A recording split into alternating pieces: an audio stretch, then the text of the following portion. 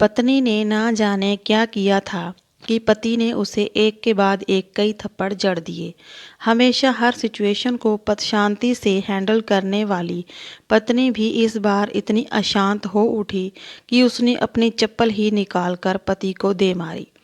चप्पल पति के बालों को छूते हुए निकल गई।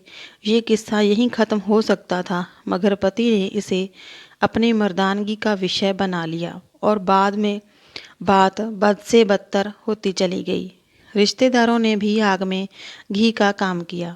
किसी ने कहा कि जो औरत अपने पति को चप्पल से मार सकती है वो ना ही तो वफादार हो सकती है और ना ही पतिव्रता।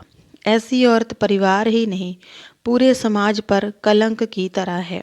बीवी के पक्ष वाले कहाँ पीछे रहने वाले थे।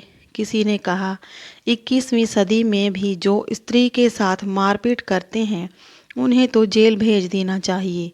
तो कोई कहता ज़रूर उसको कोई और पसंद आ गई होगी, इसीलिए अब पत्नी से मारपीट करने लगा है। बात कोर्ट तक पहुंच गई। दोनों पक्षों ने एक दूसरे के खिलाफ केस फाइल कर दिया। पति ने चरित्रहीन होने का तो पत्नी ने दहेज और शारीरिक उत्पीड़न का आरोप लगाया। 2 वर्षों से अधिक समय के लिए केस चला था। इन 2 वर्षों के दौरान दोनों पति पत्नी अलग अलग रहे थे। इन 2 वर्षों के दौरान दोनों पक्षों के समर्थकों की संख्या भी कम हो गई थी। पहले जहां दोनों पक्षों में समर्थकों का समूह होता था, अब गिने चुने लोग ही रह गए थे।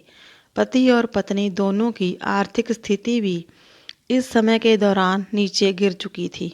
जिन्हें वो अपना शुभचिंतक समझ रहे थे, पैसों की बात आते ही उन्होंने भी अपना पलड़ा झाड़ लिया था। अगर कोई देने को राजी भी हुआ तो मोटे ब्याज की शर्त पर। आखिर वही हुआ जो सब चाहते थे, डाइवोर्स। हर कोई खुश था, दोनों पक्षों के रिश्तेदार, उनके माता पिता और दोनों के वकील। लेकिन 5 साल की सुखद शादी और एक सुंदर बेटी होने के बाद मिले इस डाइवोर्स से पत्नी मूक थी और पति शांत। शायद ये एक इत्तेफाक ही था कि इस खुशी को मनाने के लिए दोनों पक्ष के लोग एक ही चाय की टपरी पर बैठे, आमने सामने।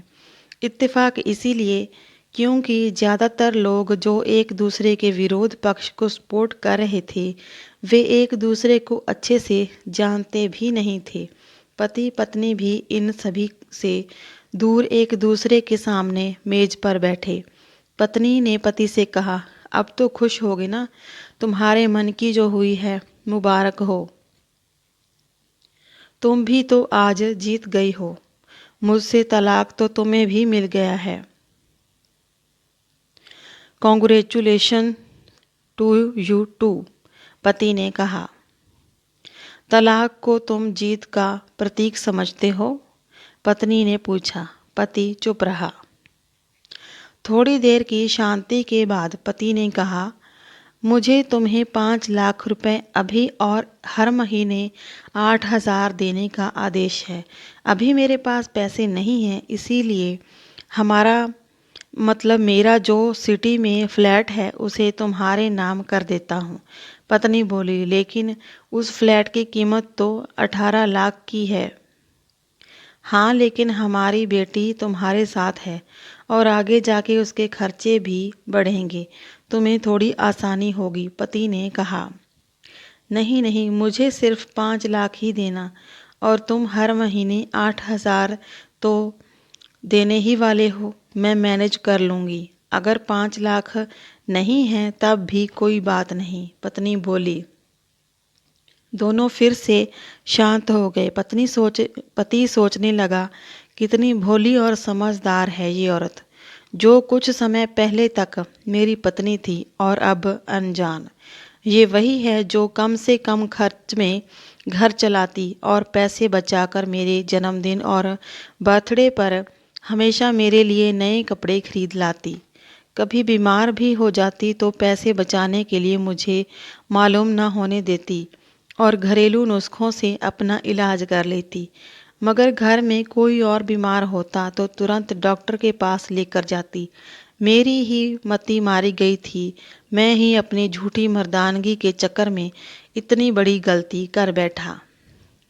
पत्नी के दिमाग में भी उथल पुथल चल रहा था।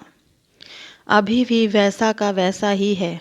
पहले ही खुद से ज़्यादा हमारे बारे में सोचता था और अब भी वही कर रहा है।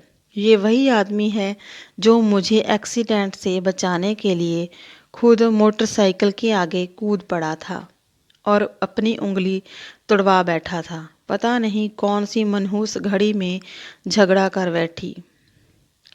पति ने मौन तोड़ते हुए कहा, अब तुम्हारे कमर का दर्द कैसा है?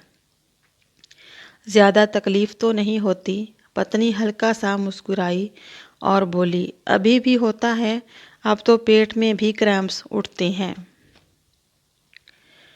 वो तो होगा ही, तुम योगा या कसरत भी तो नहीं करती। अब किसी गायनेकोलॉजिस्ट को ज़रूर दिखा लेना।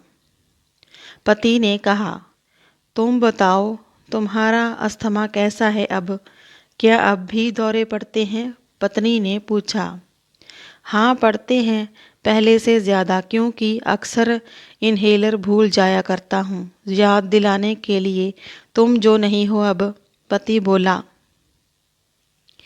पत्नी की आंखों में आंसू आ गए और बोली, तुम्हें मेरे चरित्र पर सवाल नहीं उठाने चाहिए थे, तो ये परिस्थिति आती ही नहीं। हाँ मैं जानता हूँ, तुम बहुत अच्छी हो, मुझसे गलती हो गई, बहुत बड़ी गलती। मैं लोगों के बहकावे में आ गया था। पति बोला। तुमने भी तो जो मुझ पर दहेज का इल्ज़ाम लगाया था, वो बोला गलत था और इस बात का मुझे भी पछतावा हुआ। पत्नी ने कहा। पति कुछ करना चाह रहा था लेकिन हिचकिचा रहा था। पत्नी ने पूछा, कुछ कहना चाहते हो? वो बोला, क्या सब पहले जैसा नहीं हो सकता? क्या मतलब? पत्नी बोली, मतलब कि हम फिर से पहले की तरह पति पत्नी बनकर, सच्चे दोस्त बनकर नहीं रह सकते? पति बोला। पर ये डाइवोर्स के पेपर दिखाते हुए पत्नी ने कहा। फाड़ देते हैं। पति ने अपने पास रखे डाइवोर्स के पेपर फाड़ते हुए कहा। पत्नी ने भी अपने पास रखे पेपर फाड़ दिए। सभी हैरान थे, वकील, रिश्तेदार और माँ बाप। पति पत्नी दोनों एक दूसरे के हाथ में हाथ पकड़े अपने घर की तरफ चले गए।